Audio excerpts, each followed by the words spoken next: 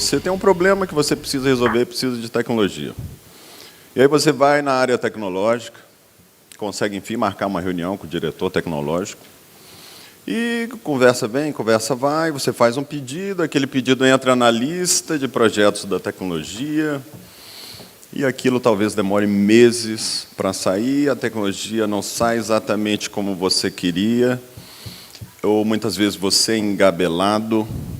Então, não sei se já aconteceu isso com vocês, mas é um fato muito comum na Esplanada. Isso muito acontece, eu 26 anos trabalhando na área pública, fazendo inovação, a gente cansa de ser engabelado, muitas vezes, pela área tecnológica. Me desculpem aí, eu sei que tem muitos colegas aqui da área da tecnologia, tenho excelentes colegas da burocracia tecnológica que são muito bons e que fazem inovação rápida e eficiente.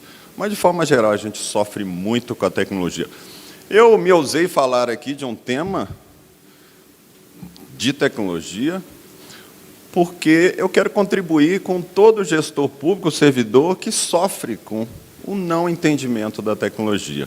E eu entendo que hoje, todo gestor público, nós vamos falar aqui de gestor público do século XXI, tem que ter conhecimentos básicos de tecnologia. Então, eu, embora não tenha formação em tecnologia, é uma das coisas que eu mais estudo. Eu acabei me especializando em democracia digital, que é uma área assim, como trazer inovação para as instituições democráticas, como o parlamento, como governos, como prefeituras e etc.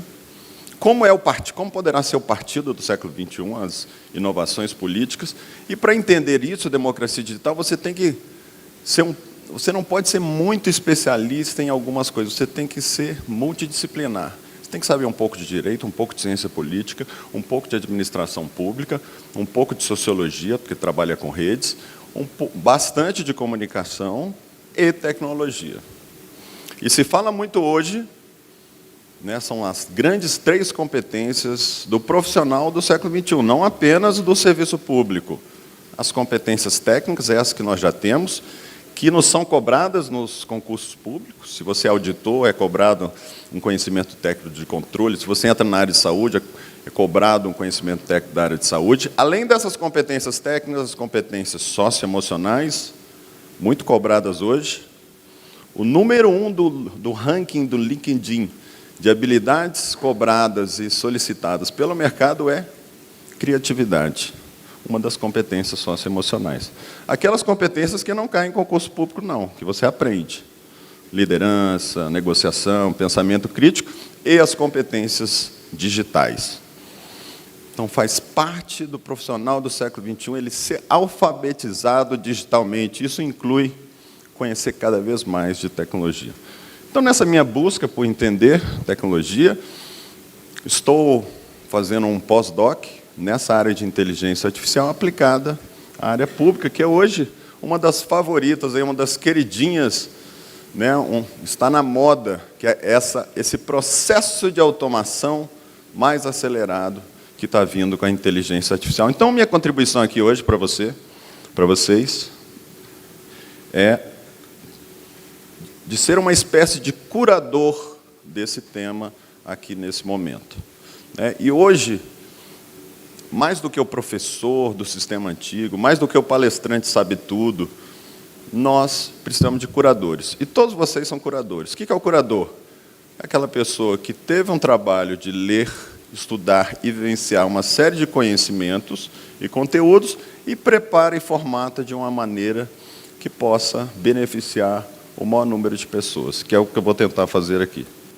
Outro dia eu estava com um autogestor aqui da administração pública na Esplanada, pessoa de grande conhecimento e ótima experiência, e nós estávamos no grupo falando sobre inovação, muito empolgados e falando de um projeto que ia criar uma grande contribuição, e ele ouvindo atentamente, gostando bastante. Depois de um tempo ele falou: Cristiano, gosto muito de inovação, adoro, mas olha, estamos vivendo aí contenção de despesa, cortes orçamentários, e não dá para investir recurso em coisas novas, não.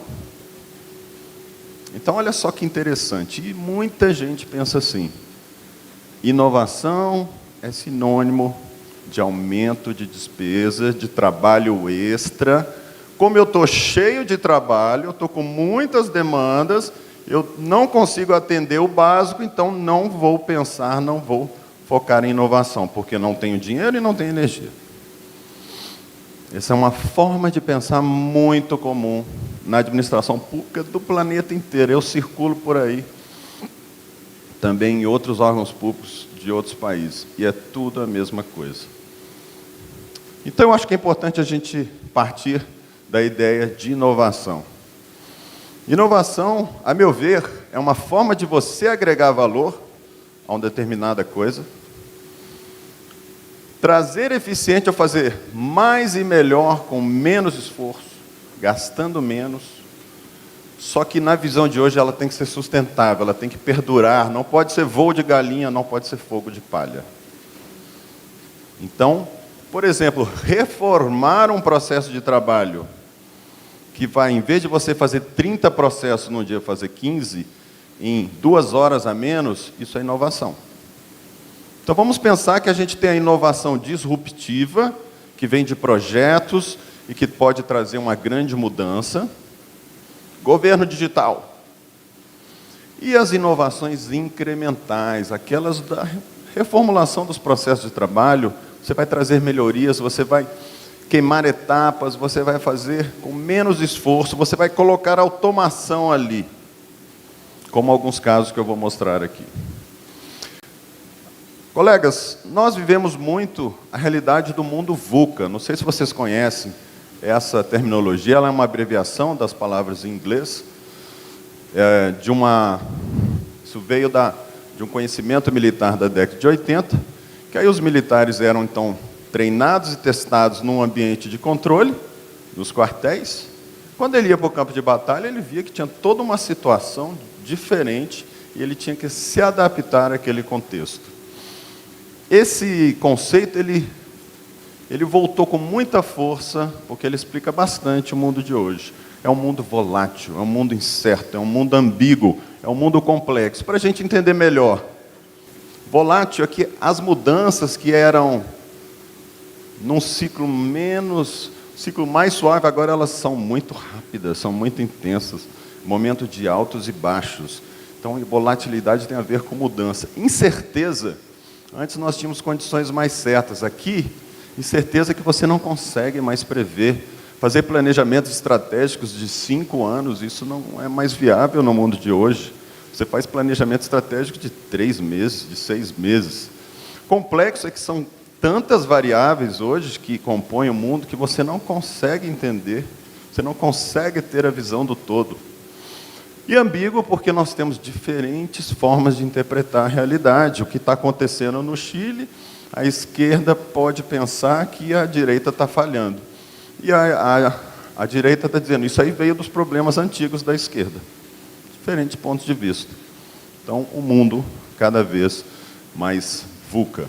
Além disso, que é um fenômeno do mundo inteiro, nós temos um contexto brasileiro muito próprio, de aperto orçamentário, de pressão política por eficiência. A pressão política é a pressão dos eleitores, dos cidadãos, sobre os políticos e, por consequência, dos políticos sobre a burocracia, sobre a administração pública. Precisamos de mais eficiência.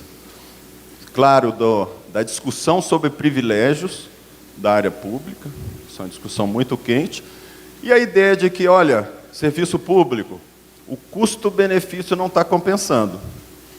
Pelo valor que vocês custam e a entrega que vocês estão fazendo, não está valendo muito a pena. Então, são discussões que nos levam para o quê? Para um ambiente de muita mudança. Mudança, mudança, mudança. Mudança é a palavra que está na nossa vida profissional o tempo todo. Mas nós somos servidores públicos, gestores. A nossa forma de pensar, de agir é sempre de estabilidade, obedecer normas, seguir padrões. Só podemos fazer o que a lei determina. Não é isso? Mas agora o mundo nos exige que a gente seja ninja, você seja adaptável, você seja volátil, você seja on demand. Bom, mudança também significa oportunidade. Oportunidades que a gente, sabendo aproveitar, pode significar muita realização profissional também. Eu tive a felicidade de aproveitar algumas oportunidades, alguma delas com alguns colegas, inclusive com meu amigo, colega Rogério Scheidmantel, que está aqui. Nós juntos fizemos aí conspirações inovadoras lá na Câmara dos Deputados. E uma delas aconteceu em 2013, que nós tivemos aqueles movimentos de junho, onde os políticos, os deputados, ficaram muito assustados. Mas que movimento é esse? Nós temos vários líderes. Vamos chamar os líderes, tipo de pensamento do século XXI, né? O século XX. Vamos chamar os 10 maiores líderes desse movimento para sentar e negociar? Mas, presidente, deputados, são 2.500 microlíderes organizados em redes, que estão questionando a ideia de partido, que estão questionando a ideia de associações, que estão questionando a mídia.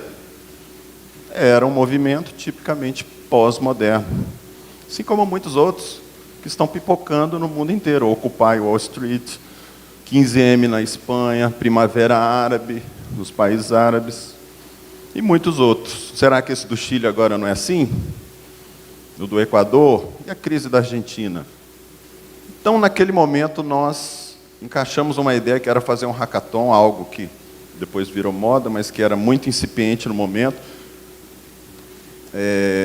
Os parlamentares foram muito abertos à ideia de vamos chamar o cidadão para dentro da Câmara, para ele ficar lá uma semana, virar à noite, para discutir com a gente projetos de cidadania de abertura do parlamento. Foi uma semana tão boa, com ambiente de colaboração, que deu ensejo a criação de um laboratório permanente de experimentação, que chama o Laboratório Hacker da Câmara dos Deputados, que eu tive o prazer de fundar junto com o Rogério e coordenar por 4 anos. Trazendo a ideia, que hoje é muito comum, de experimentação. Não conseguimos inovar se não experimentamos. Não adianta ficar planejando inovação para ser implementada daqui a 2, 3 anos. Você tem que fazer testezinhos, você tem que fazer pilotos, tem que ter iteração. Iteração é uma das 6 habilidades recomendadas para o profissional da área pública do século XXI pelo relatório da OCDE, aquele clube de países ricos que recomenda uma série de ações sempre em busca, né, da melhoria das instituições.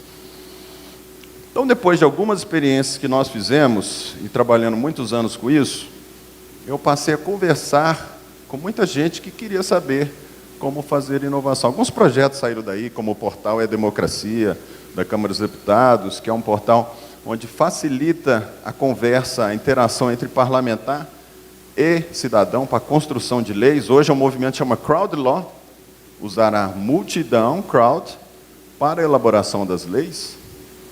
Hoje é basicamente impossível ou não recomendável você não utilizar a inteligência coletiva para fazer as coisas. O mercado faz isso porque o governo não pode fazer, não deve fazer. E depois vou falar um pouquinho a união da inteligência coletiva com a inteligência artificial. Por sinal, é o tema que eu tenho que falar, que eu não comecei a falar ainda. Bom, depois de um tempo trabalhando com isso, eu passei a dar aulas sobre gestão pública, sobre inovação na área pública. A gente hackeando, e eu uso a palavra aqui no sentido nós usamos, por isso aprovamos um órgão público que tem hacker no nome, foi aprovado no plenário da Câmara dos Deputados, porque traz a ideia, ao contrário do que a mídia passa, de que precisamos de curiosidade, precisamos de brincar um pouco para desconstruir o que está velho e construir o novo. Precisamos trazer esse valor para dentro da área pública. E eu entendi que são 4 pontos importantes para a gente trabalhar a inovação na área pública. Primeiro, precisamos mudar a forma como a gente pensa, o mindset. Está muito na moda hoje falar. Pensar de outra maneira, pensar que todos nós, não interessa se você faz um parecer, se você é parecerista, se você gerencia a parte de licitações, se você trabalha com controle, se você trabalha na área de educação, se é professora, ou se você é um gestor, se você é um político, você precisa trabalhar com o mindset da inovação. e que inovação você aprende a fazer. Não é o dom de pessoas criativas e maravilhosas. Outro dia eu estava andando no corredor da Câmara, encontrei uma colega muito competente da área do processo legislativo, a Flávia, e ela falou: Cristiano, que legal esse trabalho que vocês estão fazendo, criando coisas novas. Nossa, isso é tão bacana. E eu, na hora, eu pensei: nossa, Flávia, pensei e já verbalizei o meu pensamento. Flávia, vem trabalhar comigo, tem muito espaço para você, você vai adorar, e a gente precisa muito de um profissional que nem você. Ela: não, de jeito nenhum. Euzinha, eu não sou uma pessoa criativa, que cria coisas, eu não sou artista. Então, é um outro engano também, um mito das pessoas, de que criar coisas novas, fazer inovação, você depende de certos atributos especiais. Não, você aprende a fazer. Tem instrumentos, tem guias de manuais, tem metodologias, desde o design thinking, mapeamento de persona, tem uma série de metodologias hoje, muito fáceis de serem assimiladas e usadas. Existem uma centena de manuais que você pode seguir. Se você pesquisar ENAP, ferramentas de inovação, TCU, ferramentas de inovação, Anvisa, ferramentas de inovação, ANAC, ferramentas de... São algumas das instituições que fizeram compilações de ferramentas para inovar na área pública. Depois que você tem um modelo mental para inovação, que você aprende a fazer, não adianta nada disso se você não entender as regras invisíveis da burocracia e da política. Eu vejo muito colega bom, preparado, com ideias ótimas, que encaixa os projetos, que consegue definir, criar projetos interessantes, mas não entende as sutilezas da burocracia e da política, que são dois mundos diferentes e que, claro, que se interconectam. Então, é preciso entender esses atalhos para você poder fazer inovação. Claro que precisamos melhorar essa infraestrutura da administração pública e da política para ajudar a inovar. E hoje tem leis saindo que ajudam a inovar. Tem acordos do TCU obrigando que você inove. Tem a Lei de Proteção do Usuário de Serviço Público, Estatuto de Defesa do Usuário de Serviço Público, que não pode cobrar que, por exemplo, eu vou numa repartição no mesmo órgão, eu fiz um cadastro aqui com você, e daqui eu vou em outro setor, aí você me obriga a fazer outro cadastro. Você não pode mais cobrar isso do usuário, do cidadão. Ele tem o direito de exigir preencher só um cadastro. E vocês aí que conversem, que sentem-se juntos e definam aí um cadastro único. Então, tem algumas leis melhorando essa infraestrutura. Mas, independentemente disso, tem os atalhos, as formas de fazer inovação na área pública, entendendo essas regras invisíveis. E o 4, que é a visão pragmática, que eu, Rogério e outros colegas, a gente sempre fez. Experimentos rápidos. Já testa logo. 1, 2 meses, 3, pronto. Já lança um produto minimamente viável, meio mal acabado, versão boi de piranha. Mas não, o servidor público ele é perfeccionista, não é? Ele quer fazer tudo certinho, perfeito. Como se isso fosse possível, como se isso não fosse uma ilusão. E aí ele retarda o processo. E aí ele não incorpora os melhores processos de inovação, que vem muito do Vale do Silício, das startups e etc. Que é você faz rápido, vai melhorando, já vai testando, tem a interação das pessoas, e com isso você faz um outro produto melhor e vai melhorando. Dessa forma você acelera o processo de inovação. Em vez de você contratar, demorar 1, 2, 3, 4, 5 anos, para implementar um projeto de EDOC que pode ser um fracasso. Bom, vou focar aqui nesse primeiro item, no modelo mental. E nós precisamos de 3 coisas. Primeiro, entender as inovações que estão acontecendo no mundo. Colegas, nós temos que gastar um tempo da nossa rotina louca para estudar, ler sobre as inovações que estão acontecendo no mundo. Tem muita inovação acontecendo. Sabia que eu tenho um grupo de cientistas austríacos que já conseguiu teletransportar um feixe de luz de um lugar para outro? e que tem startups no Vale do Silício que fazem hambúrgueres em laboratório, sem matar animal, e que isso vai ser uma grande revolução da indústria, isso afeta demais o aquecimento global, porque dizem que cerca de 15% do aquecimento global tem a ver com as plantações, que tem que alimentar os animais, etc. Tem várias dessas inovações. Aí tem uma frase do William Gibson, que escreveu um clássico romance de ficção científica, chama Neuromancer, que ele diz, olha, o futuro já está aqui, ele só não está igualmente distribuído. Então a gente tem que estar de olho no que está acontecendo, tem muita inovação acontecendo. Temos que entender o impacto das novas tecnologias. Você tem que estudar a tecnologia. Não para entender fazer tecnologia, mas para entender a sua aplicação. Isso é obrigação, é dever de casa. E eu vou falar um pouquinho disso, de uma delas hoje. E as melhores boas práticas de inovação na área pública. Tem muita gente fazendo muita coisa boa aqui no Brasil e no mundo. Você conhece as coisas boas que estão rolando? Eu vou mostrar algumas na área de inteligência artificial. Mas tem muita gente fazendo coisas legais que você pode só copiar, por exemplo, e aplicar nos seus projetos. Vamos falar então um pouquinho de tecnologias disruptivas. Aqui eu listei algumas que têm muito impacto na área pública. E vamos focar mais na inteligência artificial aqui hoje. Mas Big Data, hoje, você trabalhar com dados são considerados o novo petróleo, uma frase muito falada aí. Dados são a matéria-prima do século XXI.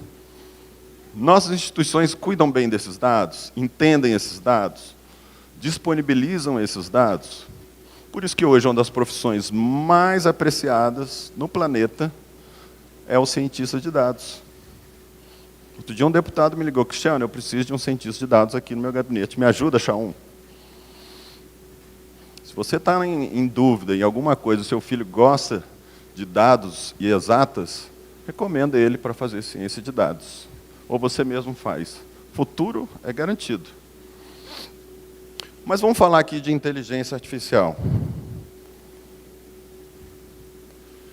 A internet das coisas afeta muito as cidades inteligentes. Ela é a grande queridinha de hoje, todo mundo querendo fazer, mas muita gente não entende a sua aplicação. E eu estou pesquisando muito isso. Como aplicar? Para que tipo de problema a inteligência artificial resolve? Eu gosto muito dessa definição do Max Tegmark. Ele tem um livro clássico, ele é professor do MIT, chama Vida 3.0. Um livro que recomendo a sua leitura, que você vai entender o que é inteligência artificial. A habilidade de realizar qualquer tarefa cognitiva que os humanos fazem, olha só, pelo menos. Então, de imitar o que os humanos fazem, pelo menos, mas pode ser mais. Ou colocando de outra forma, capacidade de resolver problemas, simulando a inteligência humana por meio da computação, principalmente fazendo aquelas coisas humanas que são muito chatas. E que talvez seja o que a gente mais faz. Aí eu já coloco uma pergunta aqui, você faz trabalhos repetitivos? Por meio da computação. A inteligência artificial existe há muitas décadas. Por que ela está tão na hype agora, na moda? Porque existe um grande avanço na computação e ela tornou-se, então, mais barata, com alcances maiores.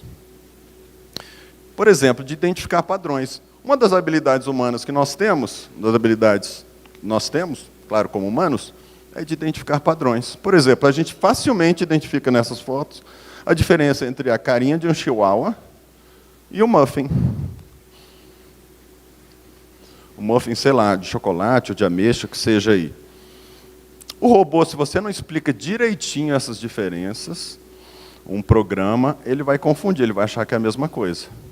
Então você tem que explicar exatamente, e tem diferenças aí, senão ele vai identificar de maneira errada. Então, esse tipo de atividade, ele consegue identificar, é o que ele chama de uma atividade mais ou menos simples. Seriam 3 tipos de inteligência artificial.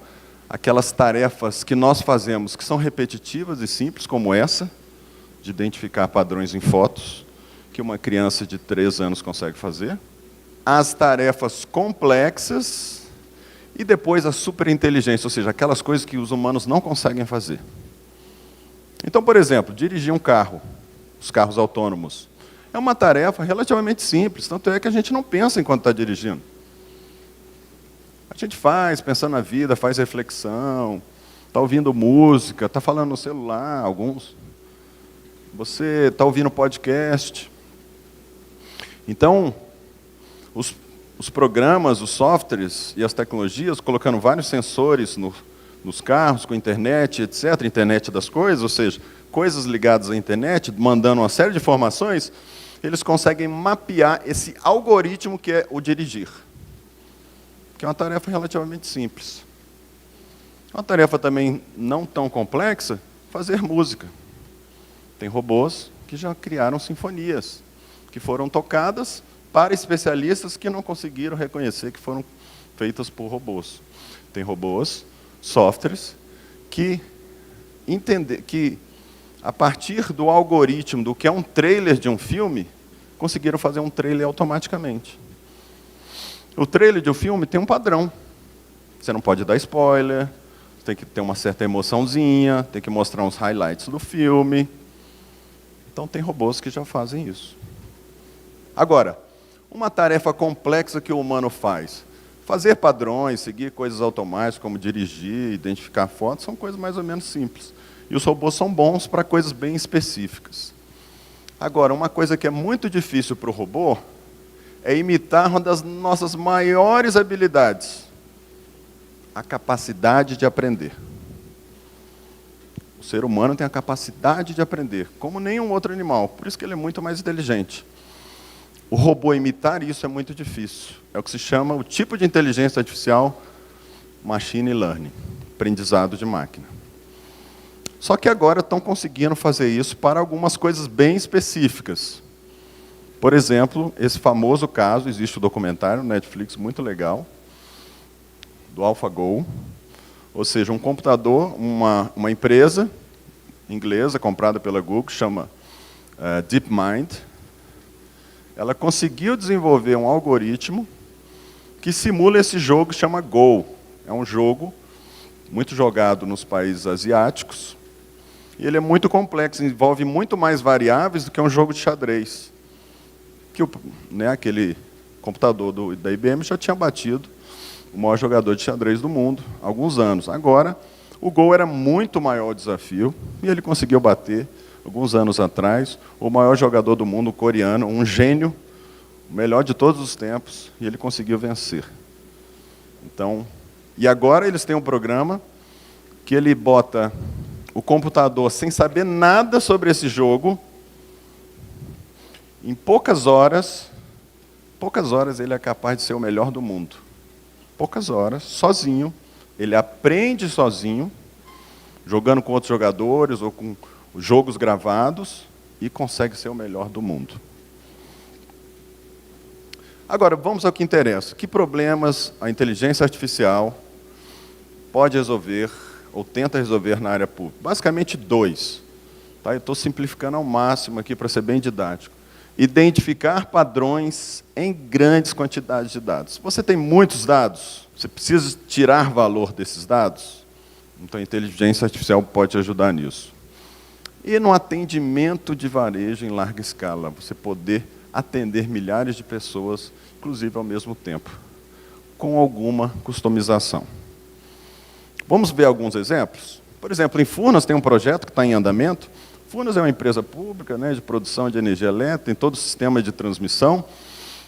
E aí o que acontece? Como é que é hoje, sem inteligência artificial? Eles têm lá equipamentos muito difíceis de acessar, caros, no sistema de transmissão, que eles, baseado numa média histórica, eles sabem mais ou menos o tempo de parar, trocar, olhar, avaliar e trocar, se for o caso, aquela peça. Para evitar uma falha. Uma falha é um problema seríssimo. Milhares de pessoas vão ficar sem luz. Custa uma fortuna. E essas peças são muito caras. O que eles estão fazendo lá no projeto? O líder de inovação lá de Furnas me falou desse projeto. Eles estão colocando chips, sensores com a internet das coisas, que vão mostrar o ponto exato onde aquelas peças precisam fazer a manutenção. Com isso, eles ganham muita eficiência, economizam milhões e evitam falhas tremendas. Então, você pode ter as coisas assim, no ponto certo, evitando falhas humanas. Um outro projeto aqui de uma startup muito interessante de Belo Horizonte, chama iPlatz. Você sabe que em muitas cidades não há cruzamento de informações entre o departamento de trânsito e o sistema de segurança da polícia. Então, muitas vezes, e eles criaram um sistema lá, que ele diz o seguinte, olha, o sujeito foi flagrado um carro suspeito por um roubo, alguma coisa assim.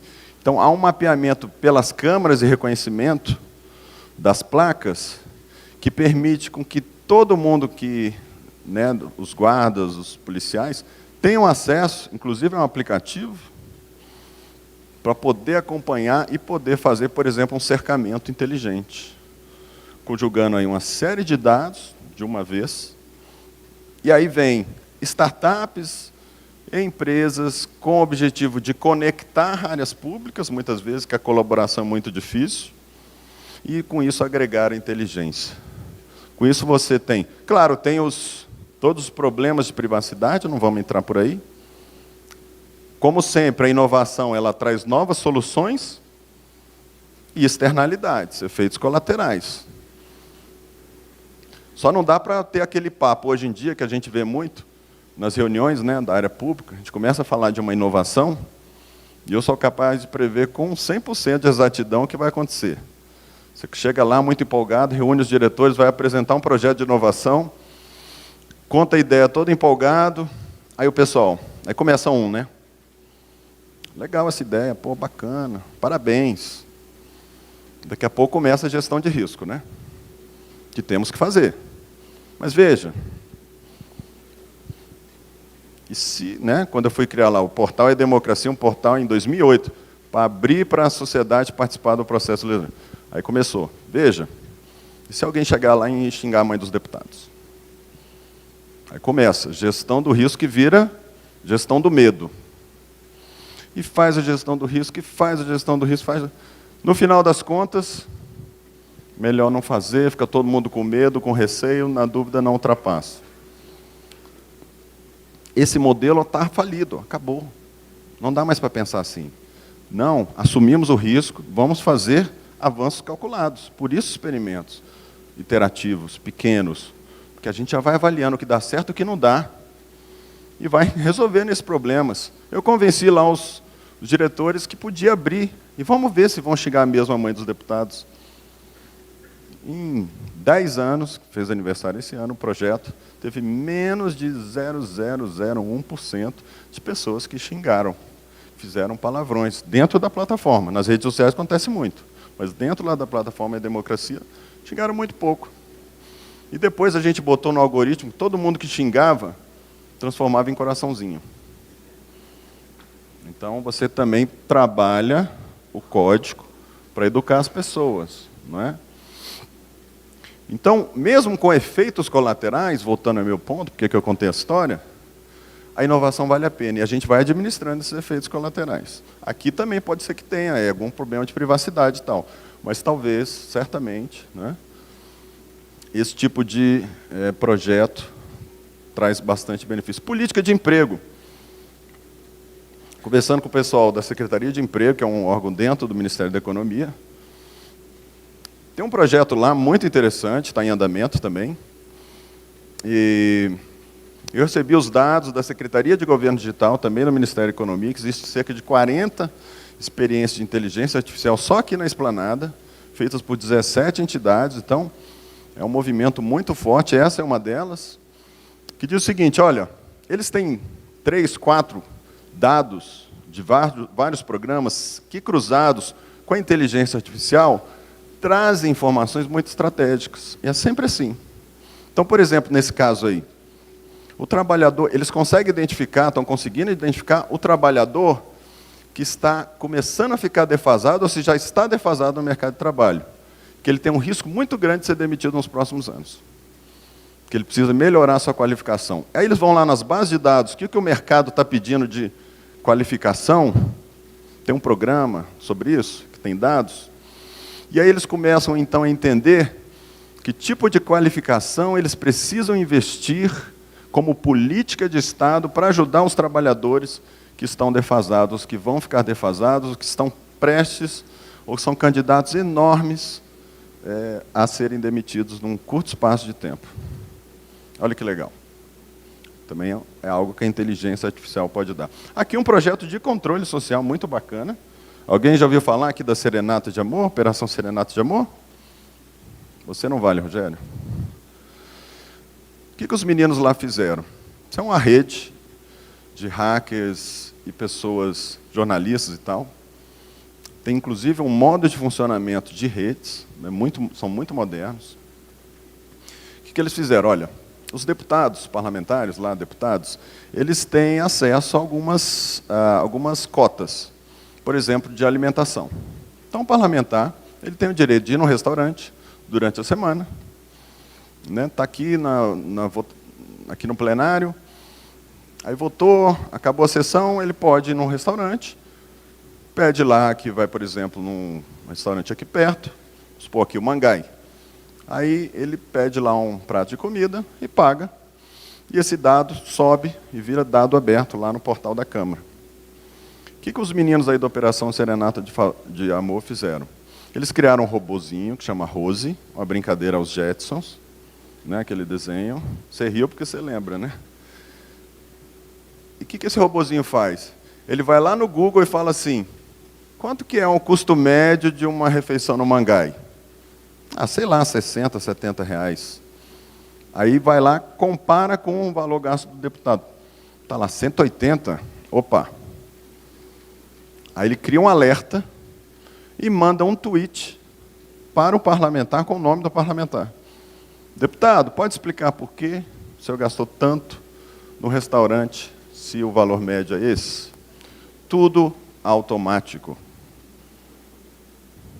Tudo automático. E depois entra com requerimento de informação, de pedido de informação, da lei do acesso à informação, para obter os dados. Então, a inteligência artificial aplicada ao controle social. Tudo está acontecendo assim, gente. Controle social, agora está barato fazer esse tipo de tecnologia. Cada vez mais, tudo sendo cruzado e com muita facilidade de obter informação. O Ministério da Economia no Japão também desenvolveram lá um projeto que responde aos cidadãos os pedidos de informação de maneira automática, direto por meio de um robô chamado chatbot. Agora, esse projeto aqui é incrível, da China na área de saúde. Tem uma startup chamada WeDoctor. O que ele faz? Você compra esse aparelho, ou você aluga, acho que é tipo um sistema de TV a cabo, ou você coloca em certos centros, é um aparelho médico. Você fala, olha, eu estou sentindo hoje mal-estar no corpo e tal, você vai lá no aparelho, aperta o botão, automaticamente aciona uma rede de médicos espalhados no país inteiro. Ali mesmo você já faz alguns exames básicos de pressão, né, temperatura, coisas básicas. Eu não sei se tem exame de sangue, mas para ter é um pulo, né? E tinha uma startup que estava trabalhando nisso, fazia um exame de sangue automático, que já dava 60 diagnósticos ali na hora. Essa startup depois teve um problema, mas tem algumas trabalhando nesse sentido. Com base nessas informações ali da máquina, entra aí o médico ali, aparece, começa a fazer algumas perguntas, e aí cruza com uma série de informações que eles têm nas bases de dados, como, por exemplo, dados de atendimentos médicos. Imagina, milhares de dados de atendimentos médicos, de internações, de exames, de cirurgias. Você cria um conhecimento que vale mais do que um médico, com toda a sua vida, vai poder atender, sei lá, 100 mil pessoas, sei lá, quanto seria possível. Então, reúne a inteligência coletiva organizada de milhares de médicos e atendimentos com uma série de informações e define padrões de atendimento que podem ajudar esse médico real que está lá à distância a diagnosticar com, sei lá, 95% certeza, pelo menos nesse primeiro atendimento médico, porque o pessoal descobriu que 70%, 80% dos problemas são atendimentos mais simples. E que daí ele pode... Então, ele já tem uma receita que fica organizada no sistema. Isso aí está espalhado na China, tá? Não é uma experiência, não. Isso é algo que já está consolidado. E essa mesma empresa botou uma série de máquinas em shoppings, em metrôs, de remédios, uma farmácia automática. Você vai lá, coloca a sua QR Code e fala, olha... Aí ele já identifica, você que teve o problema, foi diagnosticado, sua prescrição está ok, é você mesmo que eu identifiquei, o remédio que você precisa é esse aqui, custa tanto, e ele já paga ali na hora e já pega o remédio, igual nessas máquinas de vending machine. Então, os tecno-otimistas acreditam que esse tipo de tecnologia aí, que tem muito de inteligência artificial, mas não só isso, vai democratizar o atendimento e escalar o atendimento, por exemplo, na área de saúde. Pelo menos esse de primeiro nível.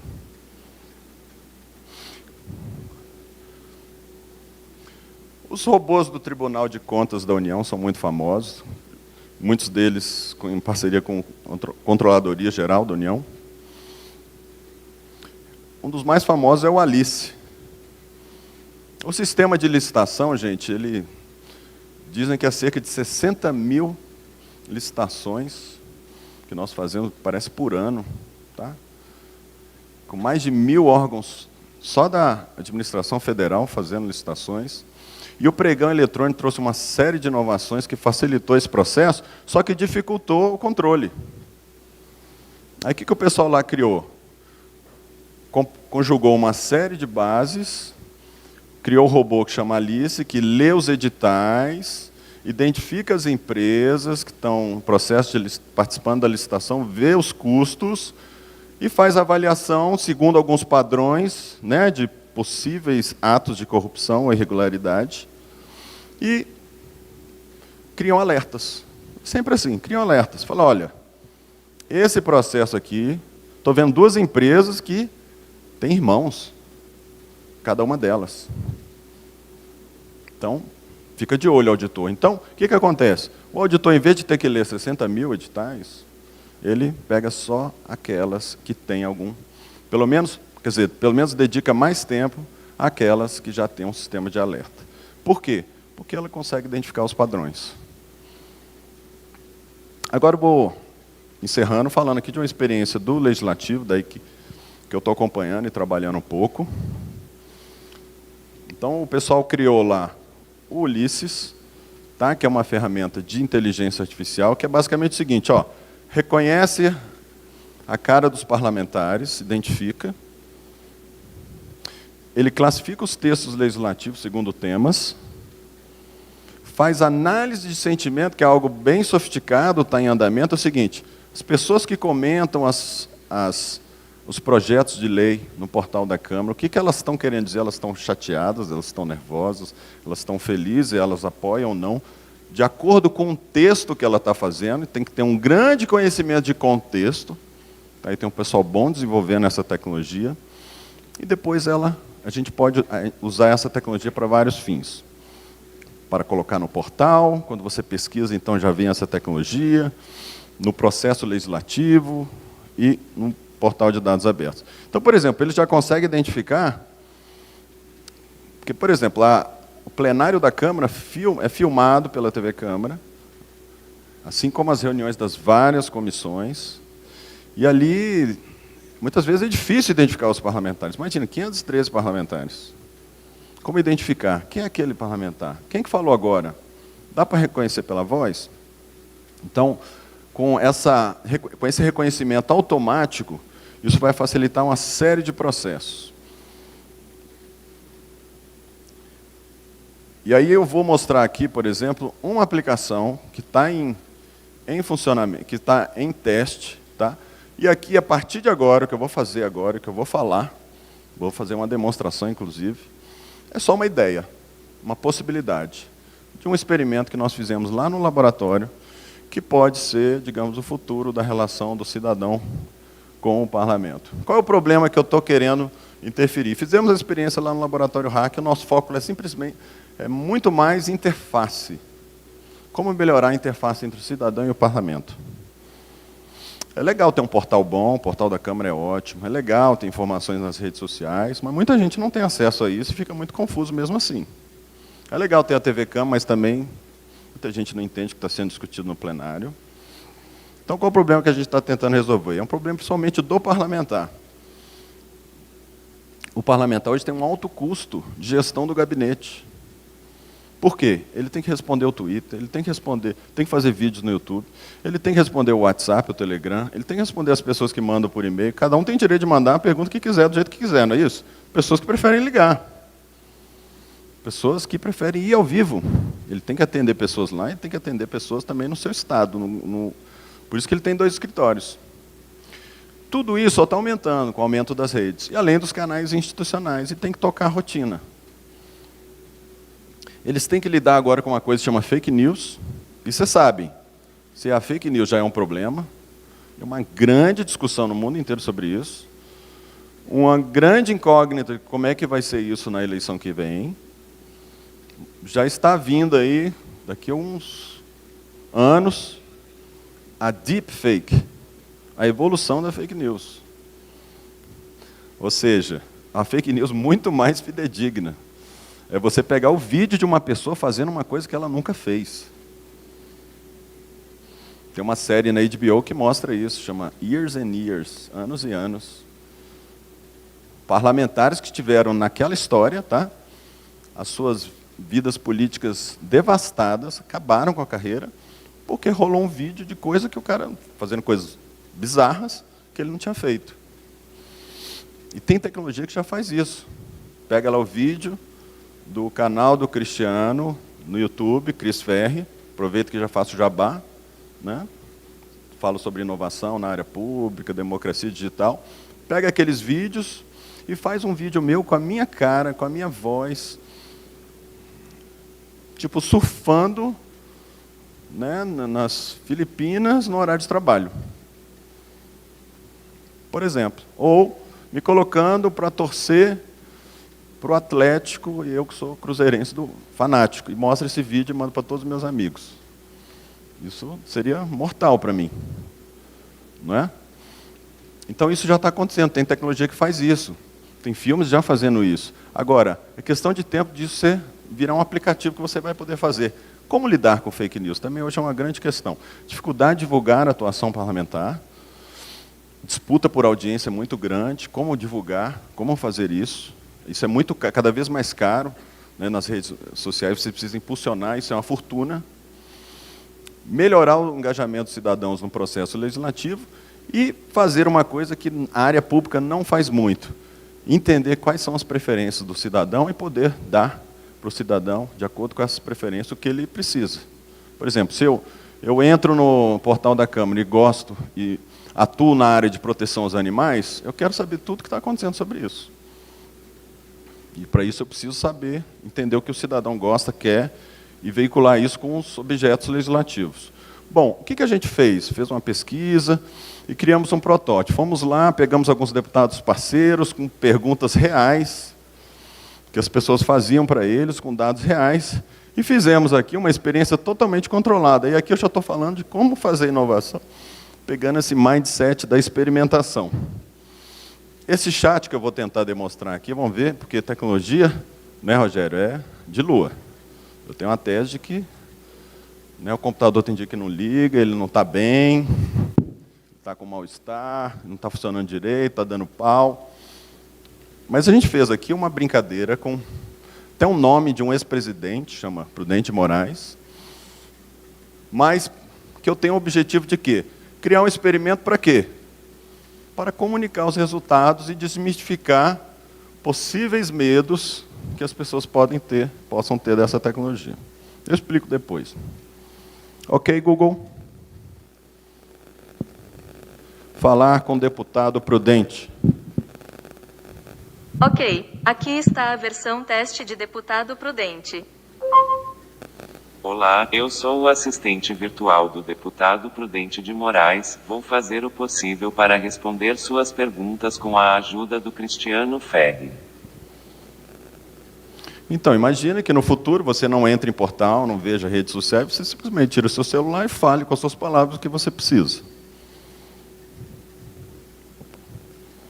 Me fale de você, deputado. O deputado Prudente de Moraes nasceu na cidade mineira de Itajubá, tem 55 anos, é casado com a professora Maria de Lourdes, com quem teve 2 filhos, é católico praticante e defende o diálogo acima das diferenças de ideologia e de crenças, é torcedor do Atlético Mineiro. Me fale da agenda da semana. O deputado irá participar das atividades da Comissão Especial para discutir a reforma da Previdência. Também estará ativamente participando das discussões no plenário da Casa. Além disso, ele vai apresentar um projeto de lei para regular o uso de algoritmos que afetam a vida do cidadão. Posso assistir à comissão especial?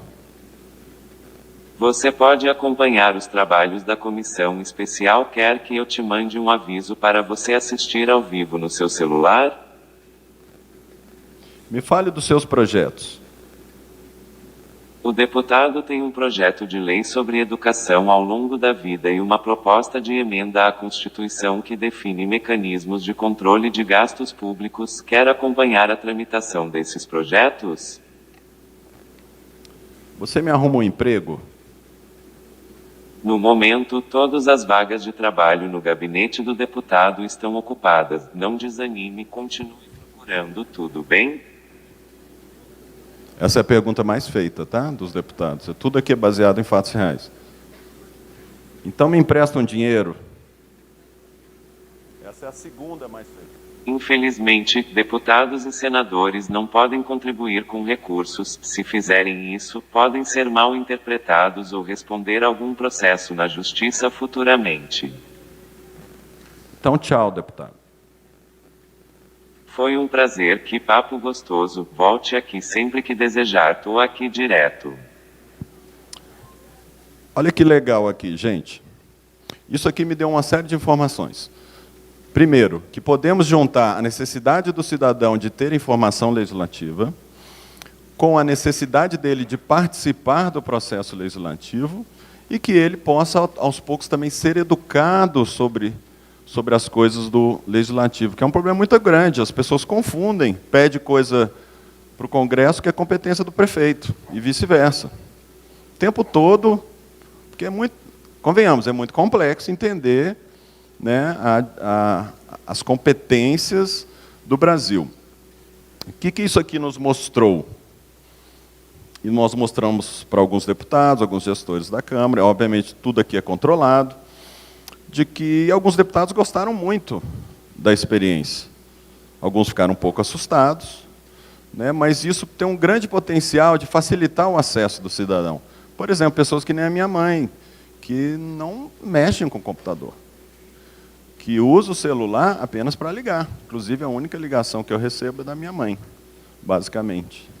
Ou da Vivo, né? Aquelas automáticas. Então, o que a gente precisa resolver agora para tirar alguns mitos, alguns medos dos parlamentares, dos gestores, de que no futuro podemos aplicar inteligência artificial para esse tipo de conversa? Primeiro, tem que estar num nível muito supervisionado.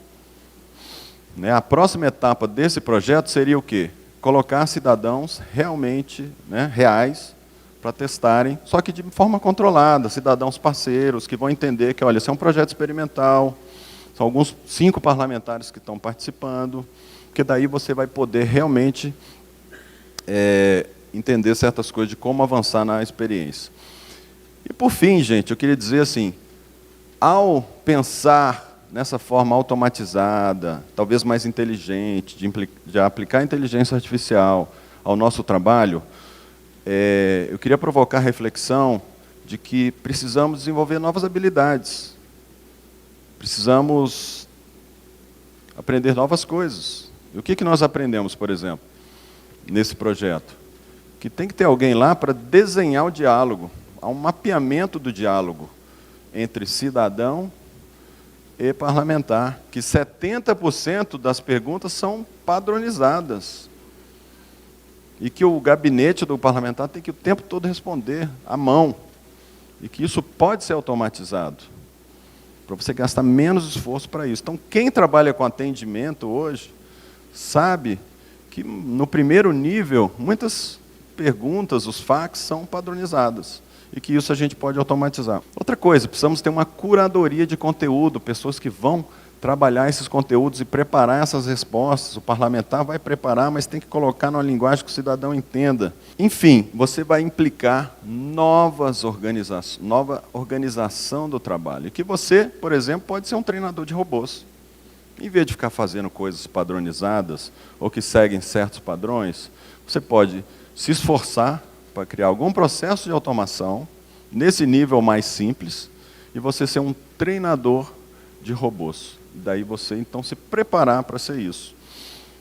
Para terminar, como saber se posso usar aí inteligência artificial para resolver meus problemas?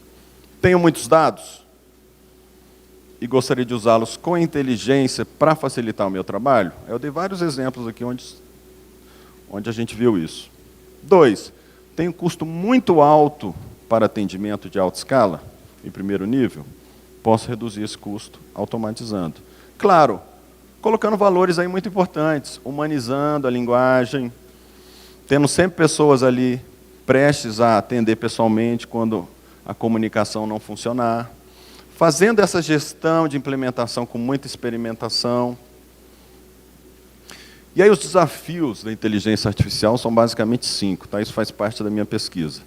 A tecnologia, vamos desenvolver essa tecnologia dentro dos órgãos públicos, vamos contratar, como contratar isso?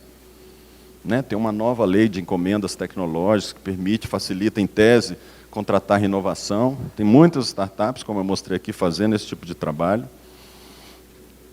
A governança, estamos preparados da forma como a gente organiza os órgãos públicos para lidar com essas tecnologias, com essa nova, não só com essas tecnologias, com essa nova forma de trabalhar. E as pessoas, recursos humanos?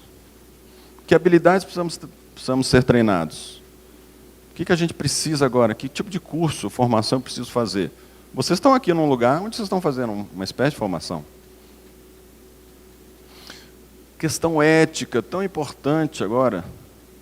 Esses algoritmos serão auditáveis? Que valores que têm esses algoritmos? Está criando algum tipo de viés na conversa?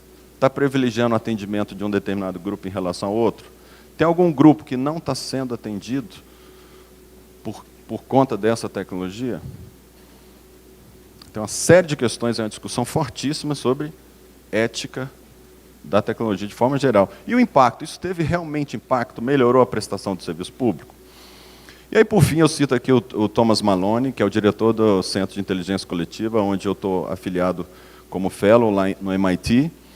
Ele tem esse livro muito legal que eu recomendo, Superminds, e a tese dele basicamente é o seguinte: olha, porque está por detrás essa grande questão. Os robôs, a inteligência artificial, seja no nível alto ou baixo, vai substituir a gente? Vai substituir os nossos trabalhos? Nós vamos perder o emprego no futuro?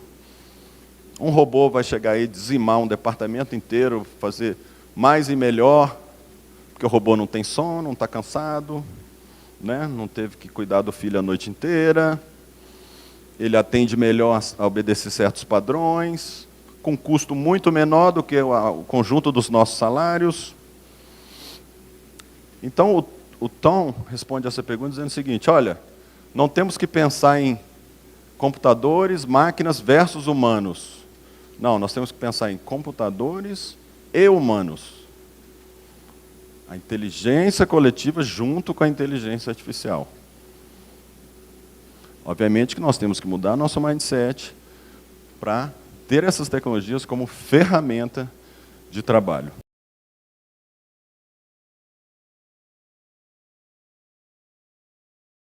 Olha, eu acho que independente da visão atual liberal do governo, independente, né, do pensamento ideológico de qualquer governo, nós temos que pensar um governo no século XXI que seja aberto, que tenha disponíveis dados, que permita a criação e o fortalecimento de todo um ecossistema de inovação em torno do governo. Eu gosto muito da ideia de governo como plataforma. Um governo que vai desenvolver algumas tecnologias, prestar alguns serviços diretamente, mas que também vai se abrir para o mercado, que trabalha de forma ética e eficiente e que vai trazer muita inovação para o governo de maneira rápida, barata e eficiente. E o governo, então, tem que estar aberto a isso, tem que estar preparado para contratar rápido e barato e incorporar esse tipo de inovação, sempre pensando a partir de um ecossistema de inovação que não deve se limitar ao governo. Temos que pensar essa grande diversidade de atores, organizações, empresas, para atender as necessidades do mundo do século XXI com problemas extremamente complexos e que precisa de rapidez.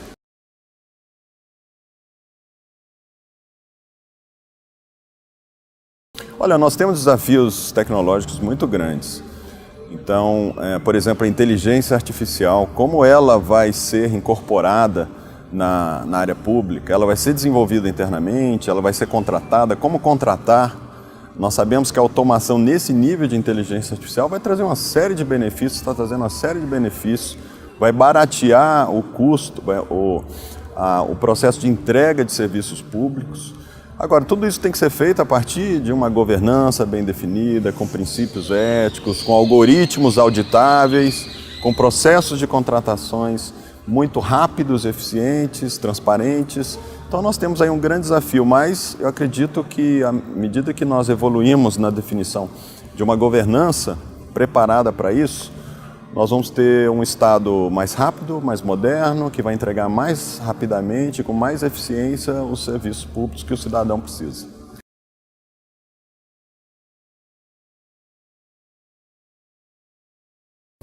Hoje eu acho que o cidadão, o profissional do século XXI, ele não basta ter apenas um chapéu.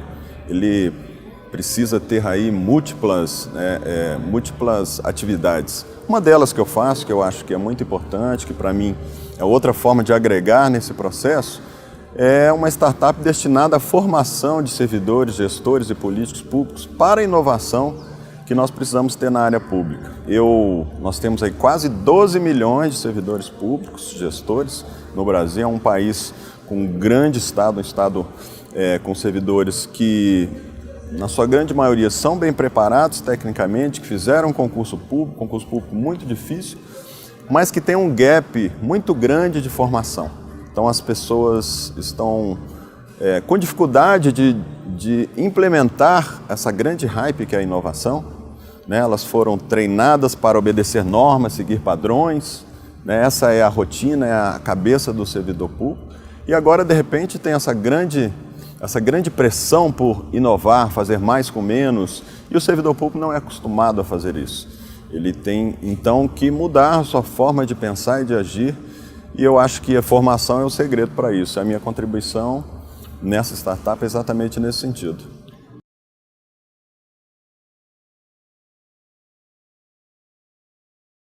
Olha, eu acredito, principalmente falando da área pública, que nós vamos poder evoluir bastante em termos de um governo mais aberto ao bom mercado, à iniciativa privada, a organizações sociais que compõem também um papel importante, com controle social efetivo, com políticos inovadores que trabalham de maneira transparente e aberta e servidores e gestores públicos que tenham essa cabeça de gerir e tocar um governo como plataforma, um Estado que não vai fazer tudo, mas que ele vai estar aberto a essa inovação que tem que vir de todos os lados. A gente definindo essa governança, criando as bases para esse ecossistema, eu tenho certeza que nós vamos ter aí um Brasil moderno que vai poder então ter toda a prosperidade que ele precisa ter, que ele merece ter.